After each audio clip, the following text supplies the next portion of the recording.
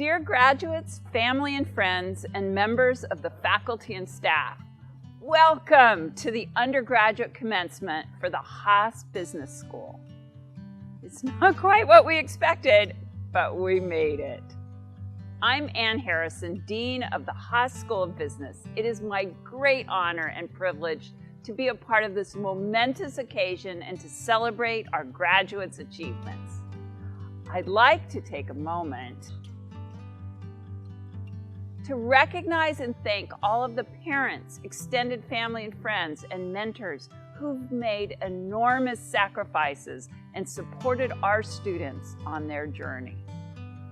I'd also like to give a special thanks to our extraordinary faculty and undergraduate and MET program staff who have gone beyond themselves in making sure you reach this day and prepared for the next phase of your life.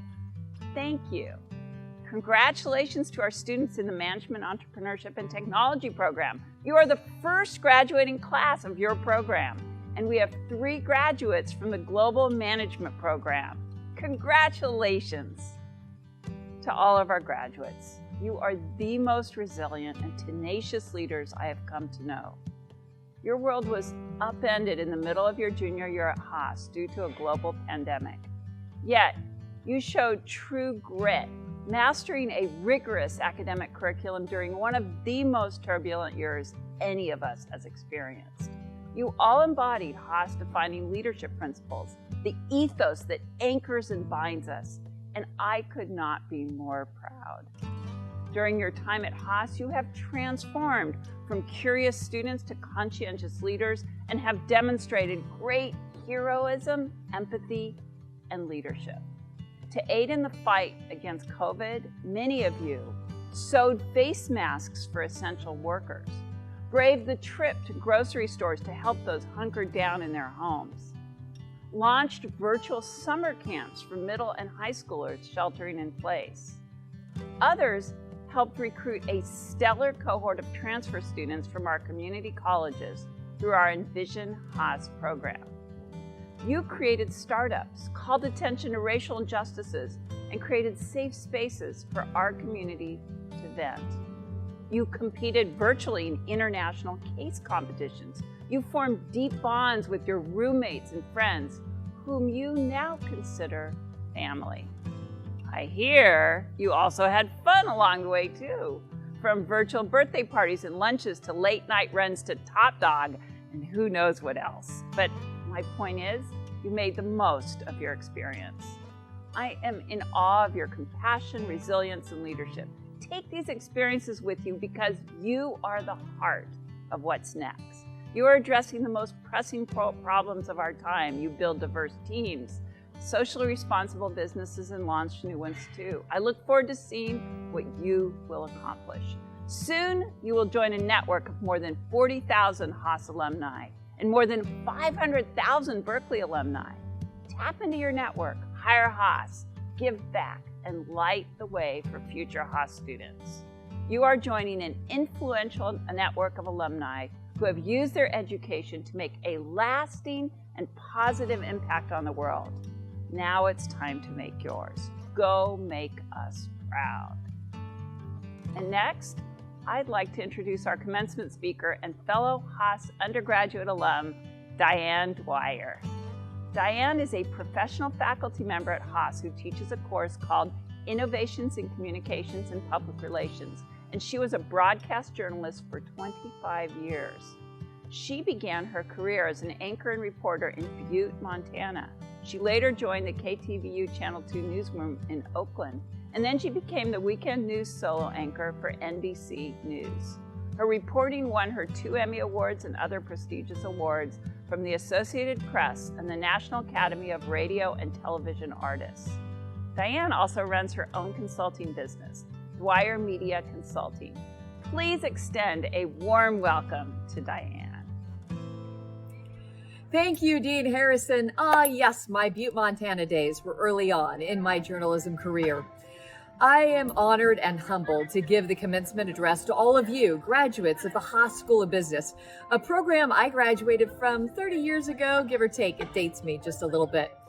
While I am very disappointed to not be able to share this moment with you in person, I could not be more proud to be part of this graduation ceremony with you. Your class has had by far the most impact on me during my time teaching here at Haas. In the years since I crossed that stage at the Greek Theater, I worked briefly as a corporate banker, then for the majority of my professional life as a journalist, as Anne mentioned, and now as a consultant and educator. During all of that time, I don't think I've ever had to deal with as much as you all did in the last year and a half. I also happen to be a mom to 2 college students, so I've seen firsthand at home and in the classroom what this pandemic has done. So today, I just want to share with you 3 stories that focus on 3 messages I hope to leave you with.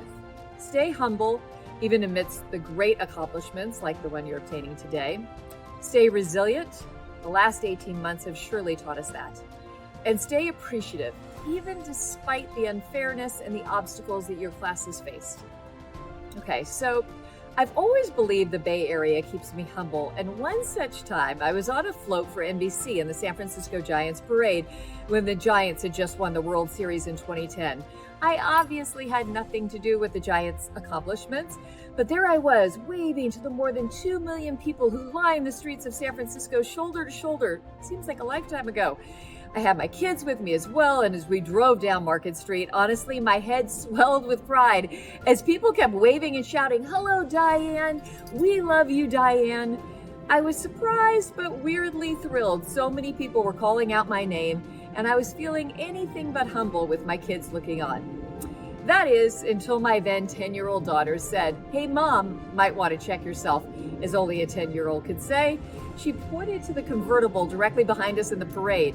Riding in the convertible was Senator Diane Feinstein with a big sign on her car with her name on it. Ah, yeah, the Bay Area keeps you humble. As for resiliency, I honestly wish your class hadn't had to deal with as much of this as you have. I spoke to many of my students as I was preparing this talk, and as we all know, the economic divide widened significantly during this time.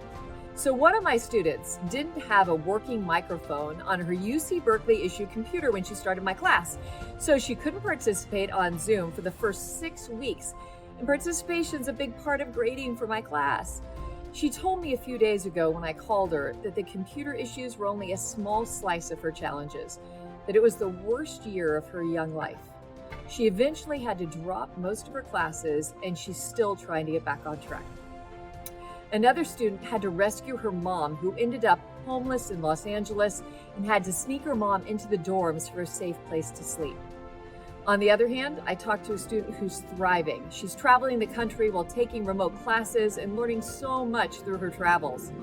And finally, a student who's all lined up at a major tech company for a big paying job after graduation. The divide has widened. And for all of you, it's not what senior year of college was supposed to look like or feel like. And still, you stayed resilient. You are here. You are graduating. Finally, I'm going to make one last somewhat unfair request upon your class that has borne so much already.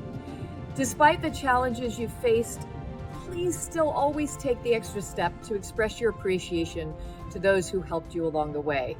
We should all do this simply because it's the right thing to do, but I want to share one more story for you from early on in my journalism career. In the early 1990s, there was what turned out to be one of the first mass shootings in this country. It happened in San Francisco in a high-rise. 8 people died and 6 were injured. Looking back on it, actually, it's even more tragic in the context of how little progress my generation has made in 30 years regarding the public health crisis of gun violence.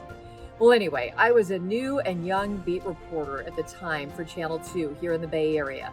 And the day after the shooting, I was with dozens of other reporters all over the country. We were all gathered outside the office of the lead San Francisco homicide detective in charge of the case. His name was Napoleon Hendricks. He was a notoriously gruff veteran detective, and he dismissed the group of reporters on that day with a short no comment. I left with my photographer, but I came back later that evening just to try one more time. Detective Hendricks opened the door and escorted us into his office, which he shared with his longtime partner, who was as surprised as we were, honestly, by the access. The detective then walked me through all the details of all the weapons and ammunition that were recovered at the scene. No other reporter had this information. The detective had just handed me alone a national story that helped me establish myself early on in my career. As I was leaving his office, I asked him why me, and he pulled a piece of stationery out of a file on his desk. I recognized the note card immediately. I'd sent it to him 9 months earlier after he'd helped me on an unrelated case. He said, "In 30 years working as a detective, I've only received one thank you note from a reporter, and that's it." That benefited me, which was great, but it was also just the right thing to do. So even with all the hardships you've faced this last year and a half, and I'm not discounting them one bit, there are dozens of teachers, friends, parents who supported you in your journey. Try to always stay appreciative. You are graduates of the #1 public university in the country. You are Haas alum. So it may be difficult, but stay humble, stay resilient, stay appreciative, and stay in touch. All of us at Haas can't wait to learn about your next adventures. So congratulations and go Bears.